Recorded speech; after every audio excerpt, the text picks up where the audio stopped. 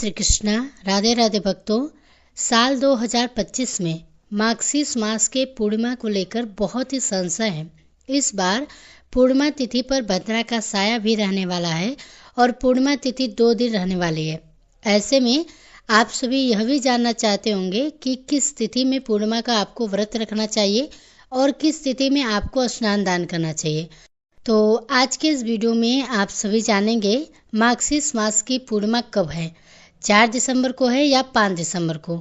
पूर्णिमा का व्रत कब रखा जाएगा, पूर्णिमा तिथि के दिन चंद्रोदय का समय क्या होगा और पूर्णिमा तिथि पर स्नान और दान का बहुत महत्व होता है।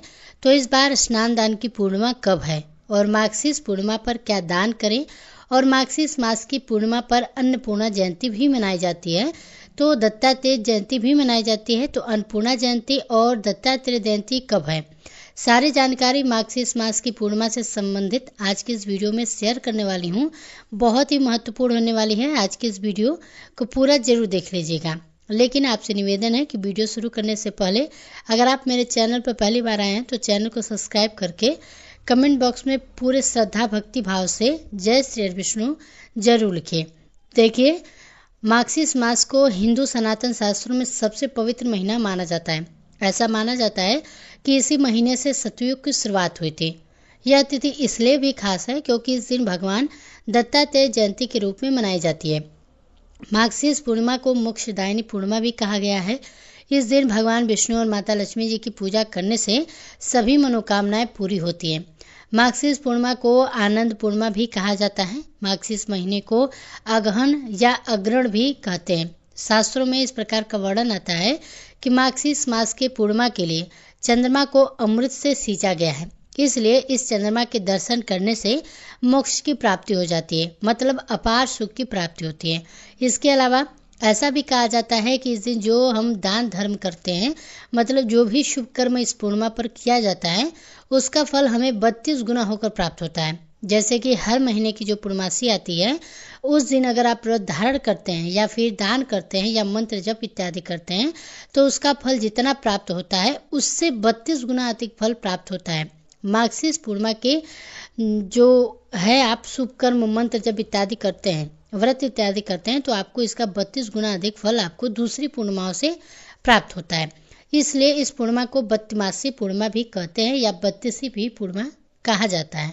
तो अगर आप बाकी पूर्णिमा नहीं भी करते हैं तो इस पूर्णिमा का व्रत आप कर सकते हैं, या फिर व्रत नहीं भी कर पाते हैं तो पूरे विधि विधान से भगवान श्री लक्ष्मी नारायण की पूजा कर लीजिए, भगवान सत्यनारायण की पूजा कर लीजिए और चंद्रमा को अर्घ्य तो जरूर देना है, क्योंकि इससे आपको मानसिक शांति मिलती है, हर प्रकार का सुख भी मिलता है।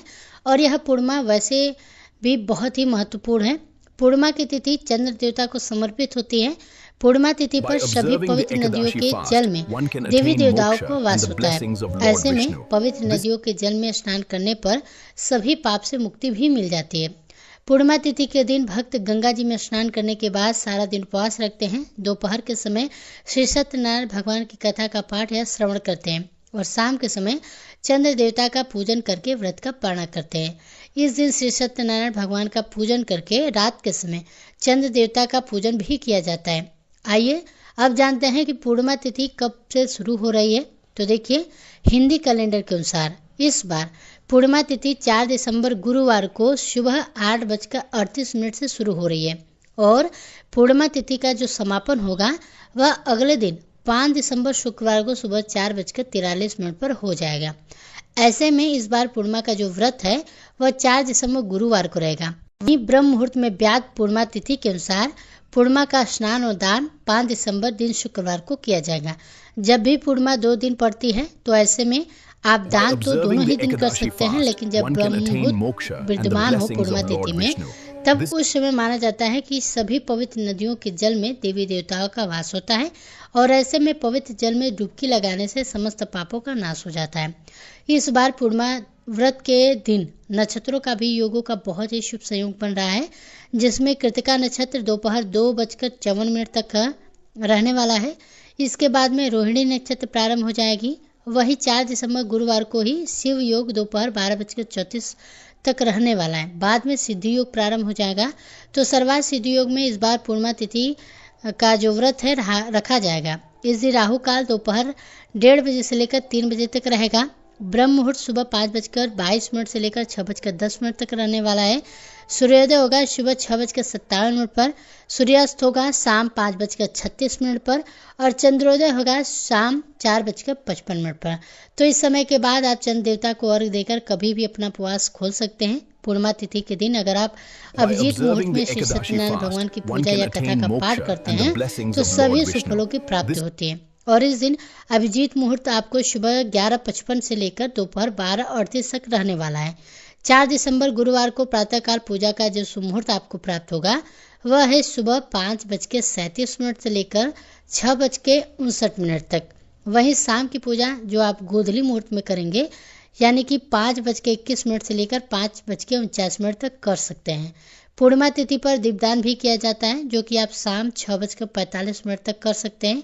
और गुरुवार के दिन भद्रा सुबह 8:37 से प्रारंभ हो जाएगी, यानी कि जिस समय से पूर्णिमा तिथि प्रारंभ होगी उसी समय से भद्रा काल भी लगेगा जो कि शाम 6:40 पर समाप्त होगा, क्योंकि इस बार भद्रा का वास स्वर्गलोक में रहेगा। और जब भी स्वर्गलोक में भद्रा का वास होता है तो पृथ्वी लोक किसी भी शुभ काम को करने की मनाही होती है, यानी कि भद्रा का अशुभ प्रभाव पृथ्वी लोक पर नहीं पड़ता है। जब भी भद्रा का वास मृत्यु लोक में यानी पृथ्वी लोक पर रहता है तभी भद्रा समस्त शुभ कार्यों के लिए अशुभ मानी जाती है। खास तौर पर पूजा पाठ संबंधित अगर आप इस दिन कोई भी कार्य करते हैं तो 5 दिसंबर दिन शुक्रवार को ब्रह्म मुहूर्त का समय रहेगा सुबह 5:22 से लेकर 6:10 तक। जब आप सुबह पूर्णिमा का व्रत स्नान करते हैं तो इस दिन सूर्योदय होगा सुबह 6:58 पर। और ध्यान रखिएगा पूर्णिमा का व्रत शुक्रवार को नहीं रहेगा, केवल गुरुवार के दिन ही पूर्णिमा का व्रत रखा जाएगा। और इस दिन सिद्ध योग सुबह 8:08 तक रहेगा, बाद में साध योग प्रारंभ हो जाएगा। रोहिणी नक्षत्र सुबह 11:46 तक रहेगा और राहु काल सुबह 10:30 से लेकर दोपहर 12 बजे तक रहेगा। पूर्णिमा तिथि पर भगवान विष्णु और माँ लक्ष्मी जी के साथ साथ भगवान शिव की भी पूजा का विधान है। इस दिन संभव हो तो व्रत रखें और पवित्र नदियों के जल से स्नान करना संभव हो तो जल से स्नान करें, नहीं तो नहाने के पानी में गंगा जल मिलाकर स्नान करके पूजा करें और व्रत की कथा का पाठ करें और अपनी सामर्थ्य के अनुसार कुछ न कुछ दान जरूर दें। इस दिन भगवान विष्णु या भगवान कृष्ण को भोग लगाते समय तुलसी के पत्ते अवश्य रखें। अगर आपको यह जानकारी थोड़ी भी अच्छी लगी हो तो वीडियो को लाइक जरूर कीजिएगा, साथ ही कमेंट बॉक्स में जय श्री विष्णु जरूर लिखिएगा।